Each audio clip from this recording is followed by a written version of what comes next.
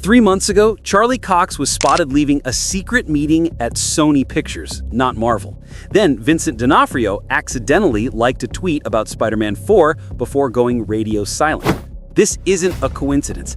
It's the confirmation we've been waiting for. For years, legal battles kept Daredevil and Spider-Man apart, but a new leak from inside the production reveals that the red tape is gone. We finally know how Daredevil joins the movie, the legal loophole Sony used to get him, and the Kingpin plot that forces these two heroes into a war for New York. Forget the rumors. Here's the undeniable proof that the perfect team-up is finally happening. Sony and Marvel had a rights issue, but the expiration of the Netflix contract gave Sony the leverage they needed to demand Daredevil for Spider-Man 4. Sony is reportedly mirroring the Daredevil production style. By aligning the shooting schedule with Born Again, they are effectively importing the same stunt coordination and gritty aesthetic that made the Netflix show legendary. Marvel realized what was happening. Sony wasn't just using Matt Murdock, the lawyer. They were making a Daredevil movie disguised as a Spider-Man movie. The compromise? Marvel gets creative control over how Daredevil is portrayed. Sony gets to use him as a major character, and fans get the team-up they've been demanding. But the real genius move? They found a way to make Matt Murdock absolutely essential to Peter Parker's story. Remember how No Way Home ended? Peter Parker erased from existence. No friends, no family, no support system. Just him and his spider powers. Peter is erased and alone. He needs a lawyer, not an Avenger. That's the narrative key that unlocks Matt Murdock. So how does the meetup happen? Based on the Mayor Fisk run, the most logical setup is a frame job. Picture this. Someone uses Stark Tech or web fluid to commit crimes across New York. The evidence is overwhelming. The public turns against him. Spider-Man's name is Peter Parker. Peter Parker gets arrested. He needs a lawyer. But he has no money, no connections, no one to call. That's when the Public Defender's Office assigns him Matt Murdock. Now, Matt doesn't know Peter is Spider-Man, but his enhanced senses immediately tell him something is off. Peter's heartbeat is too controlled. His reflexes are too quick. His story doesn't add up. Meanwhile, Peter realizes his lawyer is blind, but somehow knows exactly where everything is in the room. Matt catches a pen that falls off the table without looking. He reads documents by touching them.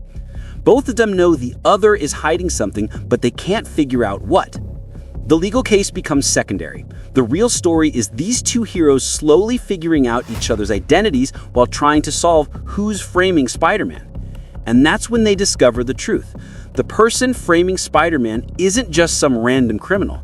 It's someone who knows both of their identities, someone who's been watching them, someone who wants them to find each other. Because the real threat isn't the frame job, it's what's coming next. Wilson Fisk has been planning this for months.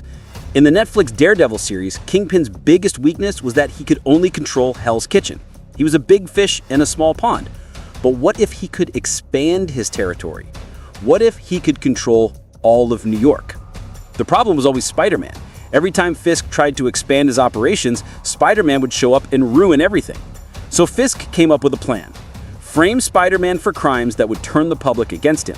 Force him to go underground, make him desperate enough to need help. Then, when Spider-Man inevitably gets a lawyer, make sure that lawyer is Matt Murdock. Why? Because Fisk knows something that neither hero realizes yet. He knows both of their identities. During his time in prison, Fisk built connections with criminals across all 5 boroughs. He learned about every vigilante, every hero, every threat to his future empire. He knows Matt Murdock is Daredevil. He knows Peter Parker is Spider-Man. And he knows that if these two ever team up, they could destroy everything he's built. So his plan is simple. Force them together, then eliminate them both. But here's what Fisk doesn't realize. By forcing Spider-Man and Daredevil to work together, he's creating something more powerful than either hero alone.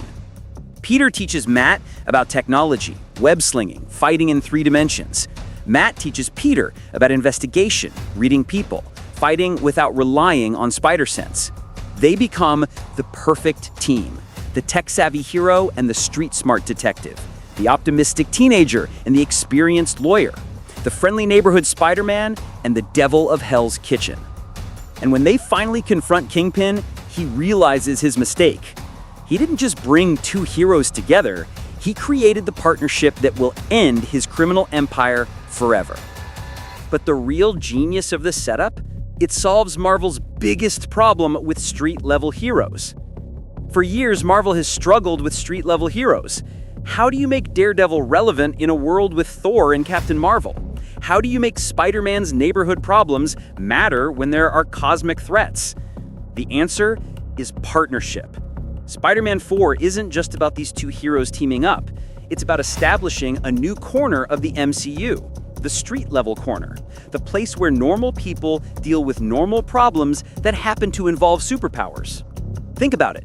After the events of Endgame, New York is full of displaced people, economic chaos, and power vacuums. Perfect conditions for organized crime to flourish. The Avengers can't handle every mugger and drug dealer. They're too busy with world-ending threats. But Spider-Man and Daredevil, that's exactly their specialty.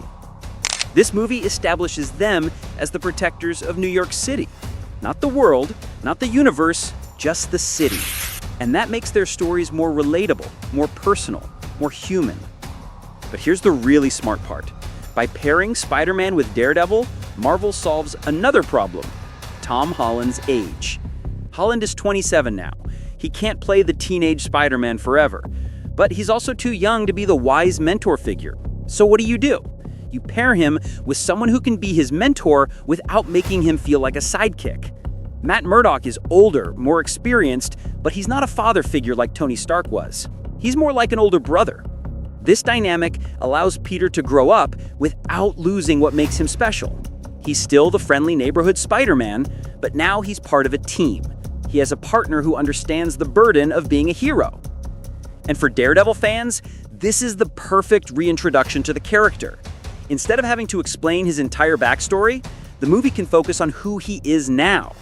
His relationship with Peter reveals his character naturally. Plus, it sets up future movies. Spider-Man and Daredevil, Defenders of New York. Maybe bring in Luke Cage and Iron Fist. Maybe introduce the Punisher as an antagonist they have to stop. The possibilities are endless. And it all starts with Spider-Man 4. Here is the scene that the comics tell us we need to see. Imagine a moment in the third act where Peter and Matt are both captured by Kingpin's men. They're tied up in separate rooms, but they can hear each other through the walls. Peter is panicking. He's young, he's scared, and he doesn't know how to get out of this situation. He starts talking to Matt through the wall, trying to stay calm. That's when Matt starts talking him through it. Not as Daredevil, but as Matt Murdock, the lawyer. He tells Peter about his first case, about being scared, about finding courage when you don't think you have any. But here's the kicker. While Matt is talking, he's using his enhanced hearing to map out the entire building. He's counting guards, identifying weapons, planning their escape route. And Peter, with his spider sense, is picking up on the same things. They're both gathering intelligence while having this emotional conversation. Then, at the exact same moment, they both break free. Not because they planned it, but because they instinctively knew when the other was ready. They fight their way through Kingpin's men, back to back, covering each other's weaknesses, playing to each other's strengths. And in that moment, you see the birth of the perfect partnership. But the real emotional payoff comes after, when they're both exhausted, sitting on a rooftop, looking out over the city they just saved. Peter asks Matt how he knew they could trust each other, and Matt just smiles and says, "I could hear your heartbeat. It never lied." That's when Peter realizes Matt knows he's Spider-Man, and Matt realizes Peter knows he's Daredevil, but neither of them says it out loud. They just nod, shake hands, and swing away in opposite directions. So there you have it. Daredevil joins Spider-Man 4 not as a cameo, not as fan service, but as an essential part of the story. The legal battles are over. The script is locked. Filming starts in 3 months. This isn't just a team-up movie. It's the foundation for a new era of Marvel storytelling. Street-level heroes dealing with human problems in a superhuman world. We've had cosmic adventures and time travel and multiverse madness, But sometimes, the best stories are the ones that happen right in your neighborhood. Spider-Man and Daredevil understand that. They know that being a hero isn't about saving the universe, it's about saving the person right in front of you. And when Spider-Man 4 hits theaters next year, we're finally going to see that philosophy in action. What do you think? Are you ready for the Spider-Man and Daredevil team-up we've all been waiting for? Drop your predictions in the comments. And if you want more exclusive Marvel leaks and behind-the-scenes details, hit that subscribe button. Because trust me, this is just the beginning. The street-level MCU is about to get very interesting.